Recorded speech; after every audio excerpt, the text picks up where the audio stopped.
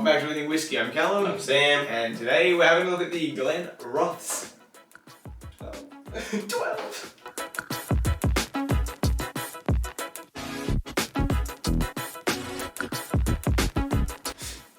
Alright, Glenrothes 12. I don't know, we didn't know anything about this one, to be honest. We just found it in the liquor store. I've heard of Glenrothes, but I don't know. I've never heard of them before. It's another one of these twist spiral cork. Don't scare. No one cares. I don't know, I like the shape of the bottle and the packaging was pretty cool, but it's just a regular Speyside. There's nothing special about this. We've had a little bit so far.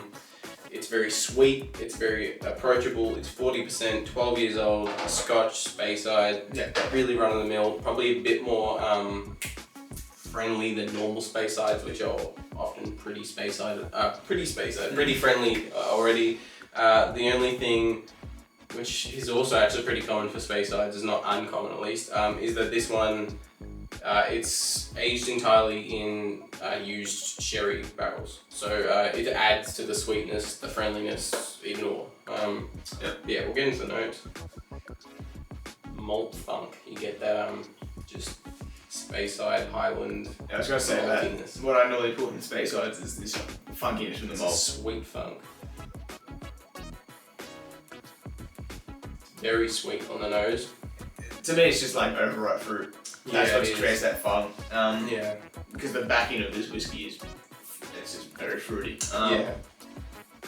And I think that's the contribution of the sherry barrels. A lot of people equate that sherry impact to being interpreted as, like you said, an overripe fruit, sweetness. And a lot of people kind of get it's too musty and like almost moldy.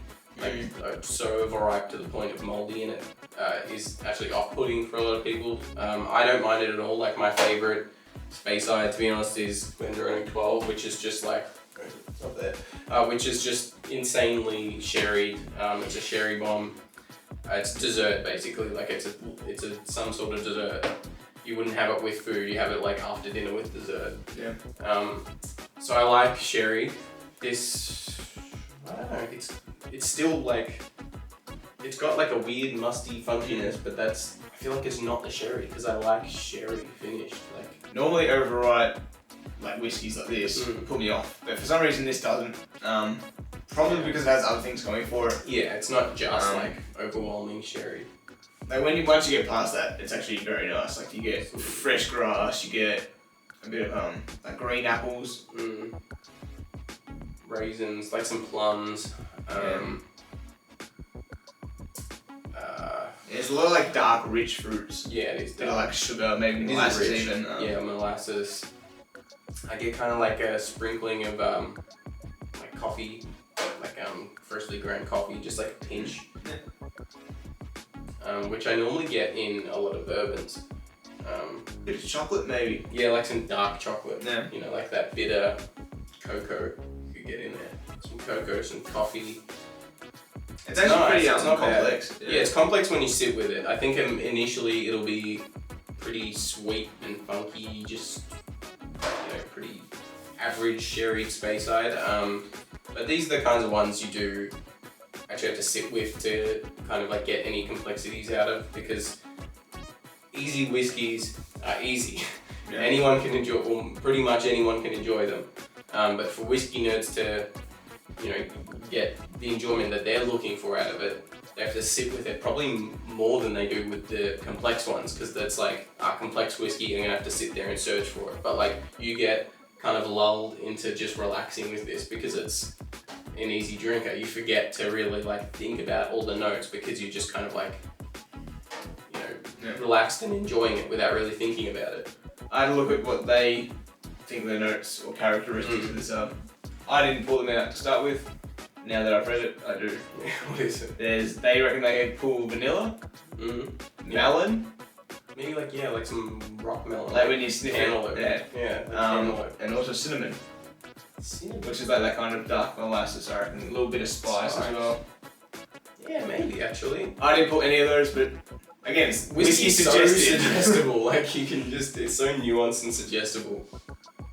I feel like I'm so suggestible with whiskey, like personally as well. Like when people say things, like I genuinely feel like I get. I reckon that's good though. Oh, it is. It's fun. I've been open. Yeah. And if they say something, you get another smell out of it. Another. Yeah. And if you don't, well then they do and you don't. It's not a big deal. I don't understand why people like, oh, they don't know how to taste whiskey properly. They're getting the wrong notes. It's like there's no such thing. Those aren't real ingredients that are in there. It's not like, oh, this was in there and that's not. You labeled something that isn't in there. Yeah. It's interpretation. It can be whatever the hell you interpret it as. I want to jump into the taste. Yeah. Sweet. More spike than I thought it would. For me, that's just generic Speyside.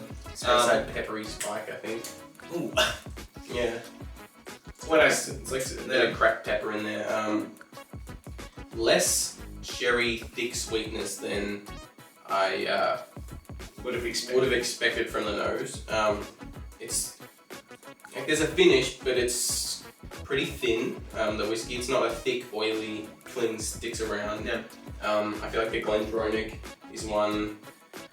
I just compare it because it's another sherry Speyside that I enjoy. That's really thick. It's like syrupy. It's like, as I said, it's like dessert. It's rich. This is more pretty, regular Speyside. This is, it's hitting down the home plate. It's not, yeah. On the taste for me, it feels like more than 40%. It does taste a it's bit a lot hotter, maybe more, 46 or something like yeah, that. it's fairly warm. That spikiness generally comes from a higher proof. Yeah. It's only 40% though, so. But like we get the kind of peppery spike from Highland Park. I'm pretty sure they're, they're 40%, 40, 42, stuff like that. So it's probably that, because Speysides, Highlands can often, we seem to get just cracked black pepper kind of notes from it. And this has a little bit that I didn't really pick up on the nose. It's mostly there on the taste. I'm also not getting the melon or I don't get that on the taste. the apples as much on the taste at all, really, either. I take that back. Let it linger in your mouth. I'm gonna try with water. I kind of get it's like a very faint watermelon almost. Also those spices that they would probably call cinnamon. I see. I actually really enjoy this. And its finish is quite long as well. It's been about a minute or so since the last time I sipped. My finish is Still lingering. Is like, it's weird. It's like if you're looking at the curve, it's pretty normal like flavor, and then it really quickly drops off to finish, but then the finish sticks around. So normally like I get, like with Glenrothes, it's just like heaps of flavor and then it's like slowly goes down nice and linear. With this it's like flavor, boom, just finish, but then the finish lasts for a while. It's weird, it's not clinging, but it's still got a decent finish. It's weird. I feel like the initial burst of flavor's gone. Not really. That. I'm gonna try with Ever since they put that melon thought in my brain, I could just taste melon. It's so nice. I definitely got it on the nose. 100% I got a cantaloupe on the nose. And it's still there with some water.